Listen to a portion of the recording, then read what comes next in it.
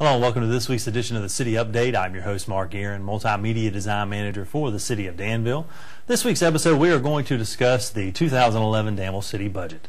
Our budget was adopted by Danville City Council at their June 15th meeting. It will go into effect on July 1. Here in the city, our budget cycle runs on a fiscal year, which begins on July 1st and ends on June 30th.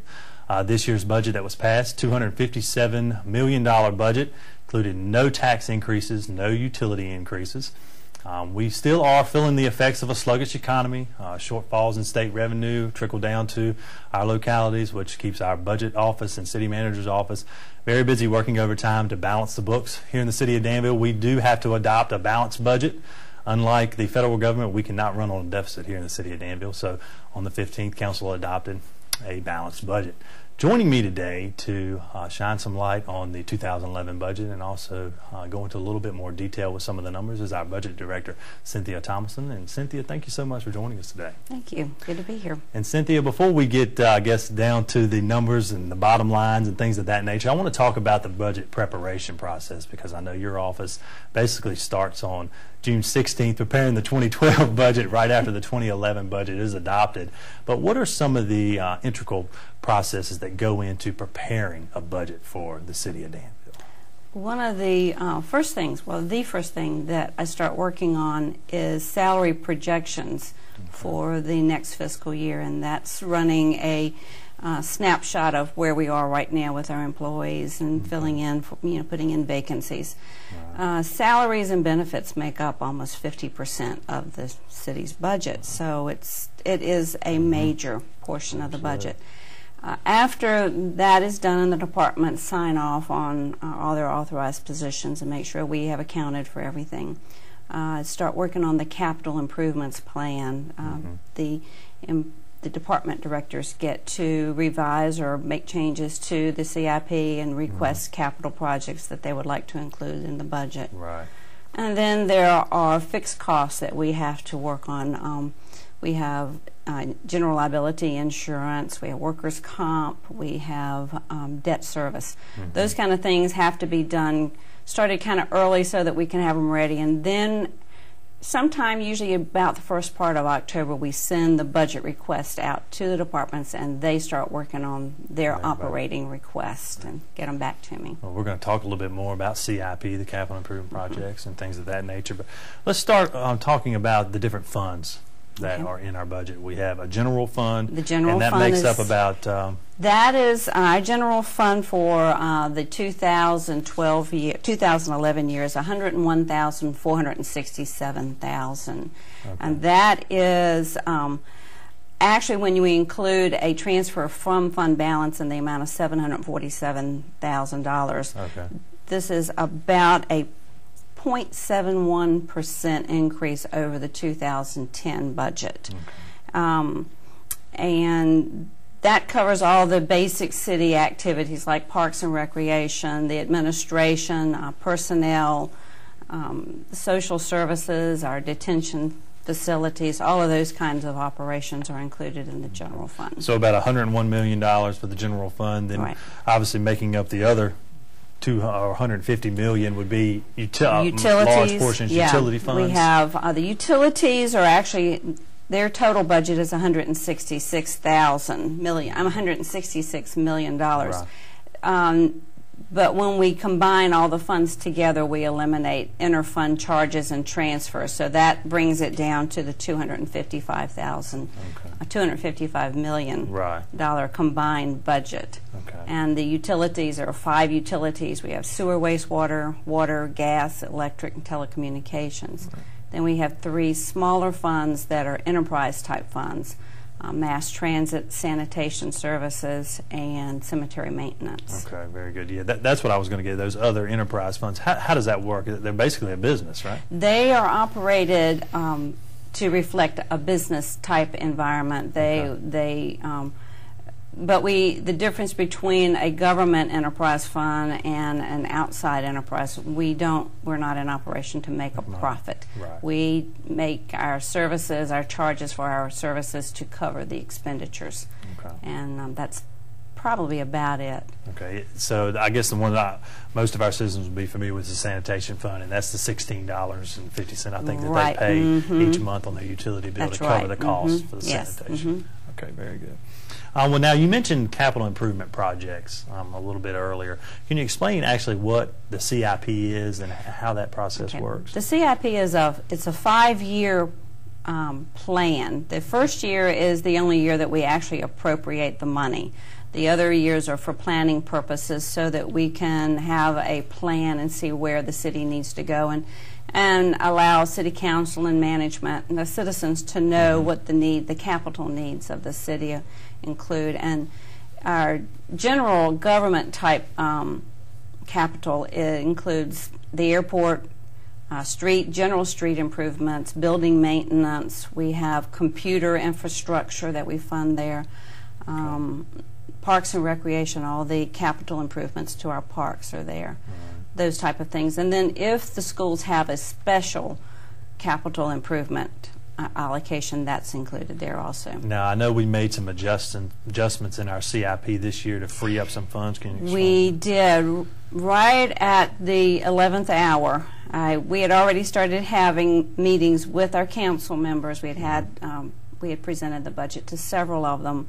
And I came into work on Monday morning and had an email and was notified that the state was cutting the per diems that we get for the city jail and our city farm. And it was about almost $600,000 cut in what we had estimated. So to cover that, we pushed out into future years some capital projects, mostly in the Parks and Recreation area, but there were some airport projects, and there was a project in the police department that we pushed out.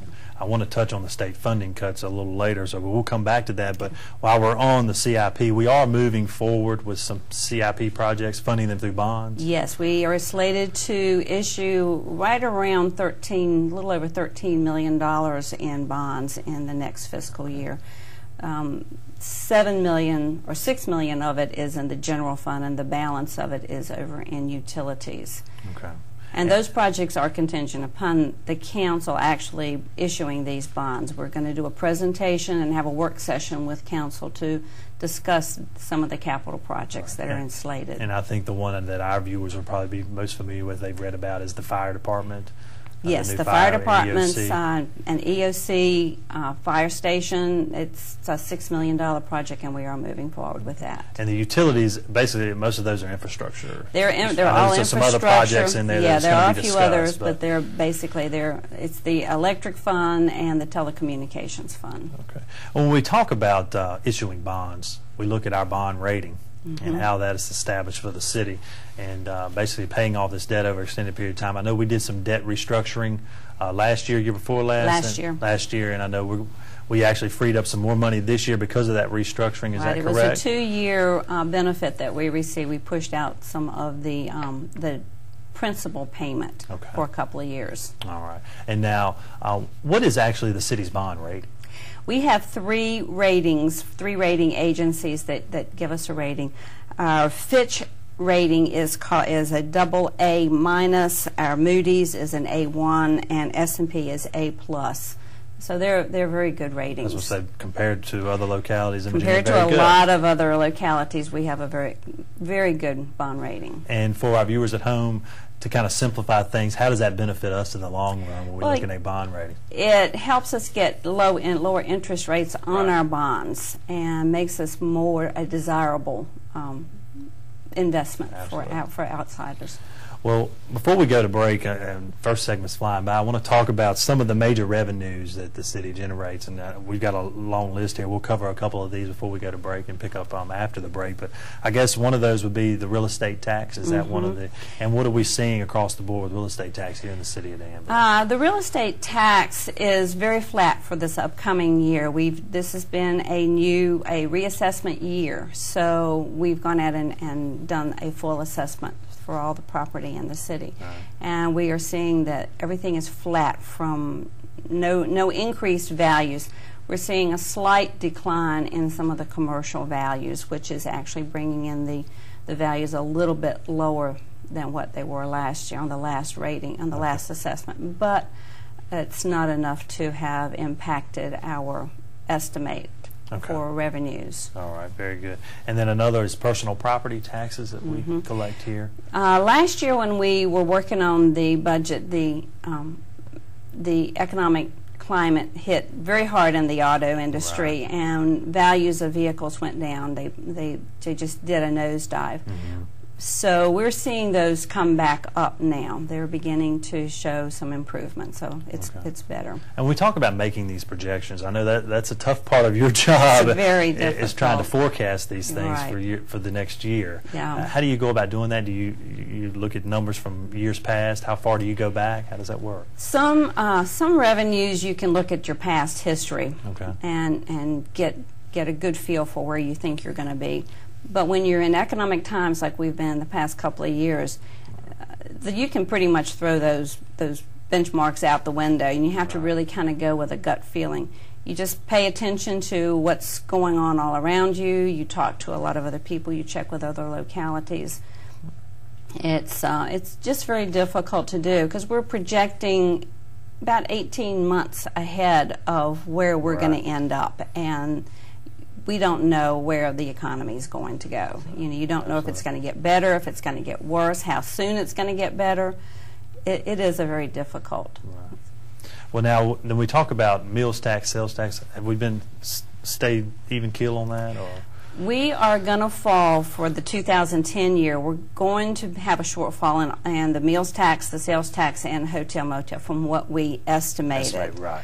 The first part of the year when we were starting to work on the budget, every month my projections were dropping.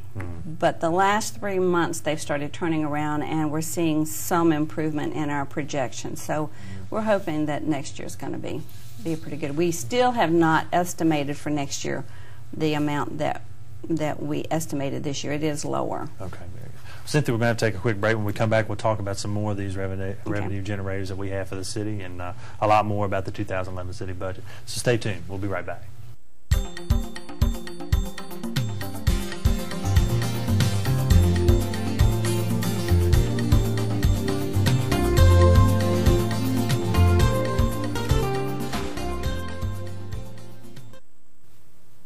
City budget. And Cynthia, before we left on break, we were talking about some of the major revenues for the city of Danville, and a couple that we left off was the machinery and tools tax. I know we've seen a slight increase in that. When we projected the budget for the 2010 year, we didn't really know where we were going to be going, so we cut the budget and we estimated it at $1 million. But the actual amount that we're anticipating to get for the 2010 year is closer to the 1.3. So we've estimated that to go back up $300,000 for the 2011 year. And then another item was the business and professional license. That one also is directly related to the spending of consumer spending. And as we see sales tax and meals tax turn around, we'll hope to see that come back online also. And I do want to mention that you can access the city budget on our website. That's right. You can go to danville-va.gov, and I think there'll probably be a link on the homepage there for the city budget, because I know we're going over a lot of things in a short period of time, so they can access it on the website and print it off there. And there are copies available at City Hall that they can access? They're also available in the library. Okay, we library. provide copies in the library. Okay, very good. Now let's talk a little bit about state revenue shortfalls, because as you mentioned, you received an email, stating, 2 hours earlier you didn't realize that they were going to be cutting $600,000 from our budget. So I know that's a fine line we have to walk, right. Keeping in contact with the state, trying to figure out their revenue projections. And how do you go about doing that? Do you stay in close contact with individuals at the state level? Actually, we get a contact with the VML, Virginia Municipal League, and they send out almost several times a week during the budget session. They send out updates and let us know what's going on. They highlight areas of revenue changes or any kind of spending changes that relate directly to localities. So we're kept up to date on at least a weekly basis during the budget process. But even at that, we're looking at what's happening in the House and what's happening in the Senate, and until we get to closer to the end where they put the two together, you don't know. This year the House bill and the Senate bills were completely different. We didn't know what we were going to be getting from them because they were so completely different, and we had to do some, I did what I considered a worst case scenario, and tried to estimate as low as I possibly could and hope for the best. And actually it turned out better. What we ended up getting was a little bit better than what I had estimated, which was good.